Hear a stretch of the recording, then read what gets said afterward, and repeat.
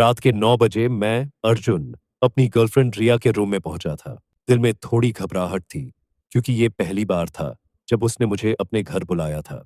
रिया ने मुस्कुराते हुए दरवाजा खोला। आ गए तुम? चलो अंदर आओ, रात लंबी है। उसकी आवाज में कुछ ऐसा था जो दिल को छू गया। मैं अंदर आया ही था कि अचानक मेरी नजर एक और लड़की पर पड़ी। वो सोफे पर बैठी थी। लंबे खुले बाल, शॉर्ट ड्रेस, आंखों में अजीब सी चमक। रिया ने परिचय करवाया।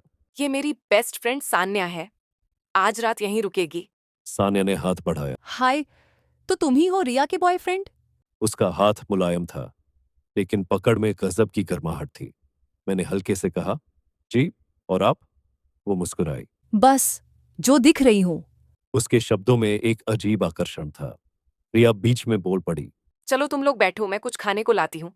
अब कमरे में सिर्फ मैं और सान्या थे।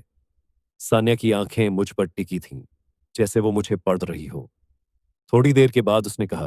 तुम थोड़े शर्मीले लगते हो। मैं हड़बड़ा गया। नहीं तो। वो हल्के से हंसी। अच्छा, मुझे तो लगता है तुम में कुछ तो खास है जो मुझे खींच रहा है।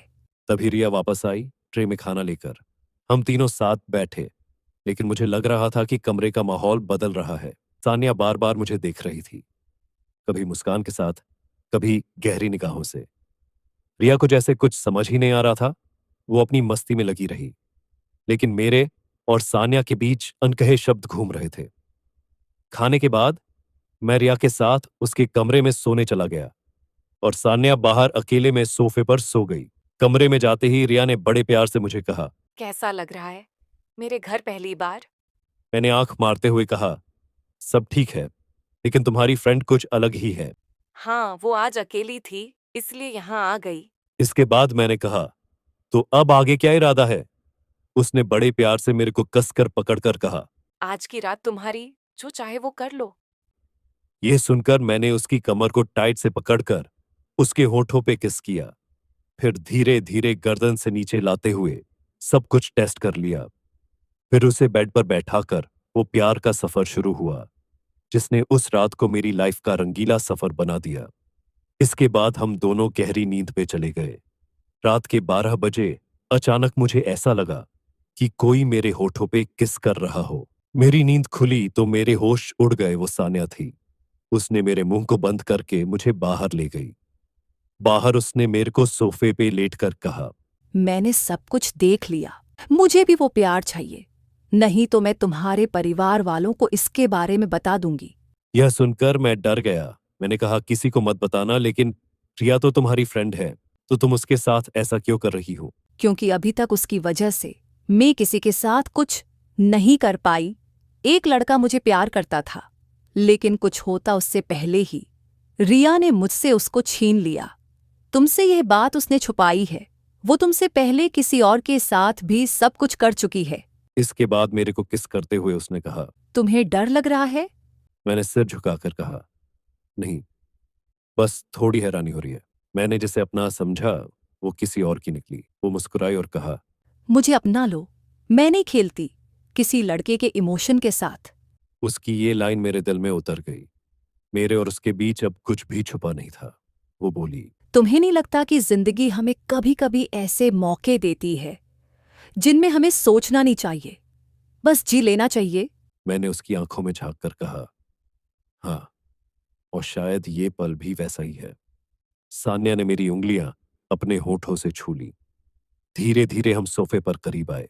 मैंने धीरे से कहा, मैं ये नहीं कर सकता। उसने कहा। तुम कर सकते हो, मैं तुम्हारे साथ हूं। उसके गाल मेरी छाती से टकराए। उसकी सांसें मेरे कानों में गूंज रही थीं। ये पहली रात थी जब हम दोनों ने बिना रोक टोक के अपने दिल और शरीर की बातें महसूस की। तभी अचानक रिया कमरे के बाहर आ जाती है और मुझे सान्या के साथ ऐसी हालत में देख लेती है। वो कहती है। ये क्या कर रहे तुम दोनों मेरे को धोखा दे रहे हो। मैंने कहा, धोखा तो तुमने दिया है। आज तक मेरे से छिपाया है कि तुम किसी और के साथ रह चुकी हो।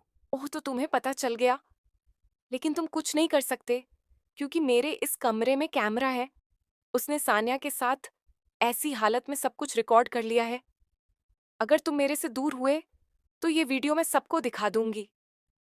और तुम सान्या, एक बार फिर से अकेली हो गई। अब की बार मैंने फिर से तुम्हारा बॉयफ्रेंड छीन लिया। मैंने कहा, ऐसा क्यों कर रही हो? तुम चाहती क्या हो? मेरे को नए नए लड़कों के साथ रात बिताने में मजा आता है, और जब मेरा मन भर जाता है तो उस लड़के को वीडियो से ब्लैकमेल करके और दूसरी लड़कियों के साथ रात बिताने के लिए भेज देती हूँ। इससे मेरे को बहुत पैसे मिलते हैं। रिया, तुम हम लड़कों की भावनाओं से इस तरह खेलती हो? मेरे साथ ऐसा मत करो। मैंने हमेशा तुमसे अच्छे से प्यार किया है। अच्छा बेबी, लेकिन अब मेरा मन नहीं है तुम्हारे साथ और मजे करने का। अब मैं तुम्हारा इस्तेमाल करूंगी, सान्या के पहले वाले बॉयफ्रेंड की तरह।